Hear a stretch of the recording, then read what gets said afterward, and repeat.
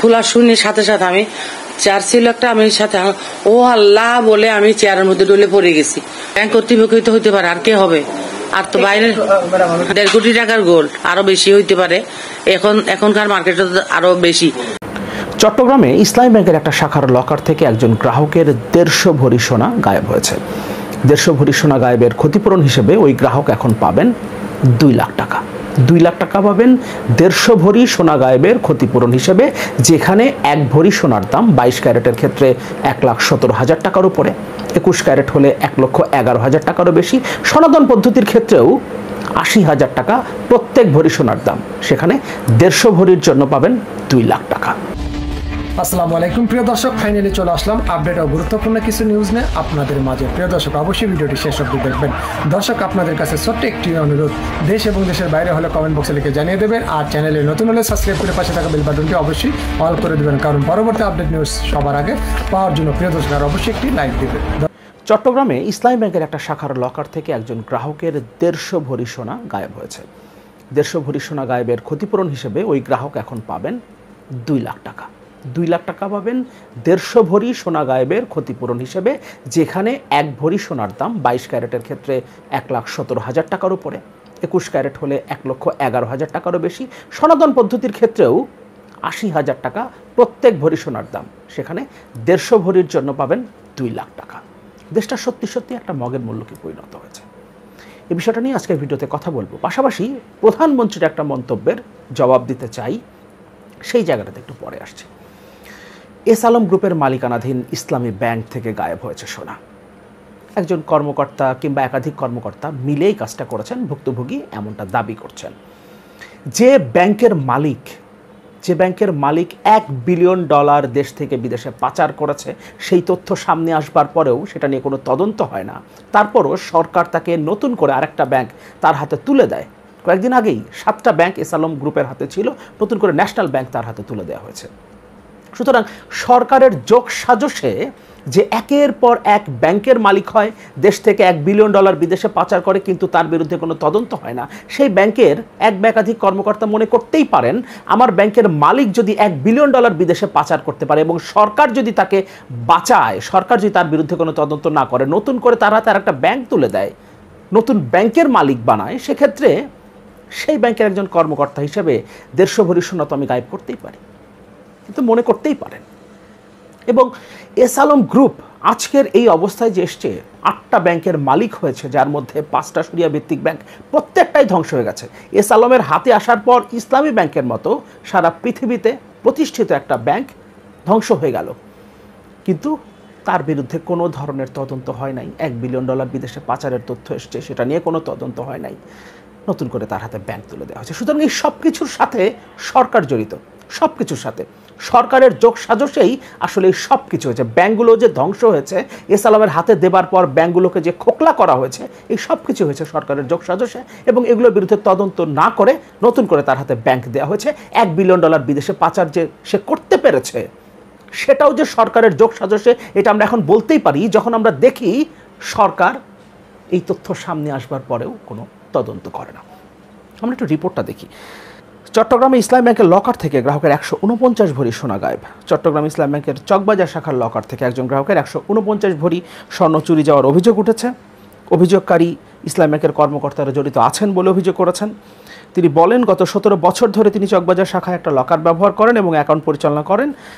গত 29 মে দুপুর 1:30টায় ইসলামী ব্যাংকের চকবাজার শাখায় তিনি যান কিছু স্বর্ণালঙ্কার আনবার জন্য। লকারের দায়িত্বে থাকা অফিসারকে তিনি লকার খুলে দেওয়ার জন্য অনুরোধ করেন। চাবি নিয়ে লকার যখন খোলা হয়, তখন দেখা যায় ওই লকারটি আগে থেকেই খোলা ছিল।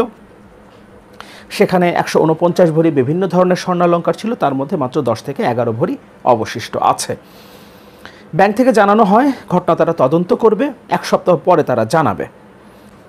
এই ব্যাপারে চকবাজার শাখার ব্যবস্থাপক শফিউল মাওলার ব্যক্তিগত মুঠোফোন এবং হোয়াটসঅ্যাপে যোগাযোগ করার চেষ্টা করা হয়েছে, কিন্তু তিনি কোনো উত্তর দেননি, এবং ঊর্ধ্বতন কর্তৃপক্ষ এই ব্যাপারটা তদন্ত করবে এমনটা বলা হচ্ছে। এখন আমরা যমুনা টেলিভিশনটা রিপোর্ট করব। এখানে অবশ্য ওই ব্যাংকের শাখা ব্যবস্থাপকের সাথে কথা বলা গেছে, এবং তিনি যেটা জানিয়েছেন, তিনি বলছেন, এরকম কোনো ঘটনা ঘটে থাকলে ভুক্তভোগী গ্রাহক ইন্স্যুরেন্স কাভারেজ পেয়ে থাকেন, এক্ষেত্রে ছোট লকারের জন্য 1 লাখ টাকা, মাঝারি লকারের জন্য 2 লাখ টাকা ও বড় লকারের জন্য 3 লাখ টাকা পাবেন গ্রাহক। অর্থাৎ ভুক্তভোগী রাবেয়া প্রায় 150 ভরি স্বর্ণ খুইয়ে পাবেন মাত্র 2 লাখ টাকা, কারণ মাঝারি আকারের লকার ছিল তার। তার মানে ব্যাংক ম্যানেজার পরিষ্কার জানিয়ে দিয়েছেন সর্বোচ্চ 2 লক্ষ টাকা ক্ষতিপূরণ পেতে পারেন এই গ্রাহক, সর্বোচ্চ 2 লক্ষ টাকা।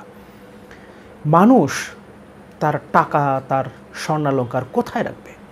আপনি ব্যাংকে টাকা রাখবেন, ব্যাংক থেকে আপনি পরে গিয়ে টাকা তুলতে পারবেন না, ব্যাংকে টাকা নাই, কিংবা আপনার অ্যাকাউন্ট থেকে কেউ আগেই টাকা তুলে নিয়ে গেছে, এরকম নানান তথ্য তো আমাদের সামনে আছে।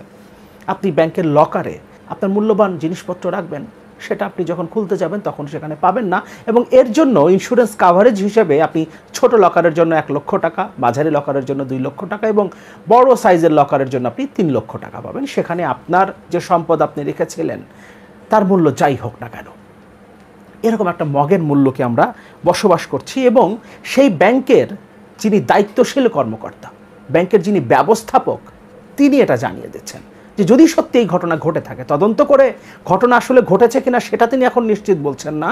ঘটনা যদি ঘটে থাকে তাহলে এতটুকু পর্যন্ত ক্ষতিপূরণ গ্রাহক পেতে পারেন, এটা জানাচ্ছেন তিনি। আমরা যদি সনাতন পদ্ধতি আমরা ধরে নেই, ওই গ্রাহকের 149 ভরি সোনাই সনাতন পদ্ধতি সোনা ছিল, সেক্ষেত্রে যদি আমরা 80,000 টাকা করে দাম হিসেব করি, তারপরেও ওই সোনার দাম প্রায় 1,20 লাখ টাকা। আর যদি সেটা 21 ক্যারেট বা 22 ক্যারেট হয়ে থাকে তাহলে তো 1.5 কোটি 2 কোটি টাকা ওই সোনার দাম হবে, অথচ তাকে এখন 2 লক্ষ টাকা দেয়া হবে ক্ষতিপূরণ হিসেবে। প্রধানমন্ত্রীর একটা মন্তব্যের সংক্ষেপে জবাব দিতে চাই, ডেইলি স্টার থেকে একটু পড়ি। কিছু মানুষ বলে মেট্রো রেল এক্সপ্রেসওয়েতে পয়সা নষ্ট, আবার মজা করে ব্যবহার করে। প্রধানমন্ত্রী বলছেন, দেশে কিছু মানুষ আছে যাদের সব কিছুতে কিছু ভালো লাগে না। প্রধানমন্ত্রী বলেন, এখন প্রযুক্তির যুগ। আমরা যখন 96 সালে ক্ষমতায় এলাম তখন কম্পিউটার শিক্ষার ওপর যোগ দিলাম, তখন সব ছিল অ্যানালগ। দ্বিতীয়বার আমরা ক্ষমতায় এসে ঘোষণা দিলাম ডিজিটাল বাংলাদেশ করব। এখন আমাদের স্যাটেলাইট আছে, একটা স্যাটেলাইটের বয়স থেকে 15 বছর। আমরা এখন দ্বিতীয় স্যাটেলাইটের প্রস্তুতি নিচ্ছি। দ্বিতীয় স্যাটেলাইটের প্রস্তুতি নিচ্ছেন, নতুন করে আবার কোথাও থেকে ঋণ করতে হবে, বড় অঙ্কের ঋণ করতে হবে, কারণ 100 বিলিয়ন বিদেশি ঋণ ছাড়িয়ে গেছে। একটা বাজেট দেওয়া হচ্ছে 6 তারিখে, সেখানে 1.25 লক্ষ কোটি টাকা রাখা হয়েছে শুধুমাত্র ঋণের সুদ দেবার জন্য, ঋণের সুদ দেবার জন্য, মূল টাকা না। নতুন করে আবার অবশ্যই ঋণ করতে হবে, ঋণ না করলে তো সেখান থেকে কমিশন পাওয়া যাবে না। সুতরাং নতুন ঋণের ব্যবস্থা করতে হবে, নতুন করে আবার স্যাটেলাইট উৎক্ষেপণ করতে হবে। তিনি বলছেন, যদি আমি শুনি অনেকে বলে স্যাটেলাইটের কি দরকার ছিল, আমাদের দেশে কিছু মানুষ আছে যাদের সব কিছুতেই কিছু ভালো লাগে না, যেটাই করব বলে এটা কি দরকার ছিল, মেট্রো রেল এক্সপ্রেসওয়ে এটার কি দরকার, খামাখা পয়সা নষ্ট, এরকম নেতিবাচক মনোভাব নিয়েই তারা চলে। আবার যখন তৈরি করি তখন খুব মজা করে ব্যবহার করে, বলেন তিনি। এরপর তিনি ভিক্ষুক জাতি থেকে এখন কোথায় গিয়ে আমরা পৌঁছেছি সেই কথাগুলো বলবার চেষ্টা করেছেন। তিনি বলছেন, যারা নেতিবাচক মন্তব্য করে, নেতিবাচক মন্তব্য আমরা করি। পদ্মা সেতু, মেট্রো রেল, এক্সপ্রেসওয়ে সব কিছুই আপনি যে কয়েকটা মেগা প্রকল্প করেছেন, ইনফ্যাক্ট যে কয়েকটা প্রকল্পই আপনি হাতে নিয়েছেন কিংবা যেগুলো করেছেন, যেগুলো কাজ এখনো চলমান, প্রত্যেকটা নিয়ে আমাদের আপত্তি আছে, কারণ প্রত্যেকটাতেই মেগা দুর্নীতি, মেগা লুট হয়েছে, প্রত্যেকটাতেই। আপনি এক্সপ্রেসওয়ের কথা বলেন, আপনি মেট্রো রেলের কথা বলেন, আপনি পদ্মা সেতুর কথা বলেন, প্রত্যেকটা জায়গায় মেগা লুট হয়েছে। আমার টাকা লুট করা হয়েছে। আমার টাকা যদি লুট করা হয় তাহলে আমি বলবো না? আমার চাকরকে আমি 2000 টাকা দিয়েছি, সে 500 টাকার বাজার করে আমাকে হিসাব দিয়েছে 2000 টাকার, আমি সেটা ধরে ফেলেছি। এখন আমি কি বলবো? ওই 500 টাকার যে বাজার সেটা আমি খাবো না? আমার টাকায় তুমি মেট্রো রেল বানিয়েছো, পদ্মা সেতু বানিয়েছো, এক্সপ্রেসওয়ে বানিয়েছো, 10 টাকার জিনিস তুমি 100 টাকায় বানিয়েছো, 90 টাকা তুমি খেয়ে দিয়েছো। আমার টাকা, সেটা নিয়ে আমি কথা বলবো না। আর যে 10 টাকা দিয়ে তুমি বানিয়েছো সেই 10 টাকা কি আমি ব্যবহার করবো না? ওটা তো আমার টাকা। কেউ কারো বাপের টাকায় মেট্রো রেল, পদ্মা সেতু, এক্সপ্রেসওয়ে বানায় নাই, ফর গড সেক। এটা মাথায় রাখতে হবে। এবং কথা বলার সময় দেশের প্রধানমন্ত্রী, বেশি কিছু তো বলাও যায় না, সেফটি ম্যানুয়াল আছে, বেঁচে থাকার জন্য সেফটি ম্যানুয়াল। কথা বলার লিমিট আছে, কাকে নিয়ে কতটুকু বলা যাবে। কিন্তু তারপরেও প্রধানমন্ত্রী হন আর রাষ্ট্রপতি, আমার টাকা যখন আপনি ব্যবহার করবেন, আমার টাকা নিয়ে যখন আপনি গল্প করবেন, তখন মাথায় রাখতে হবে আমি কার টাকা নিয়ে কাজ করেছি এবং সেটা নিয়ে আমি কার টাকা নিয়ে কথা বলছি, সেটা মাথায় রাখতে হবে। আমার টাকা, আমার 100 টাকা নিয়ে আপনি 10 টাকার জিনিস বানিয়েছেন, বাকি 90 টাকা মেরে দিয়েছেন, ওই 10 টাকার জিনিসের উপর পূর্ণ অধিকার আমার, পূর্ণ অধিকার আমার। সুতরাং এগুলো নিয়ে আমরা কথা বলতে থাকবো, প্রতিনিয়ত বলতে থাকবো, সামনের দিনও বলতে থাকবো। মেগা দুর্নীতি, মেগা লুট হয়েছে এই দেশে গত 15 বছরে।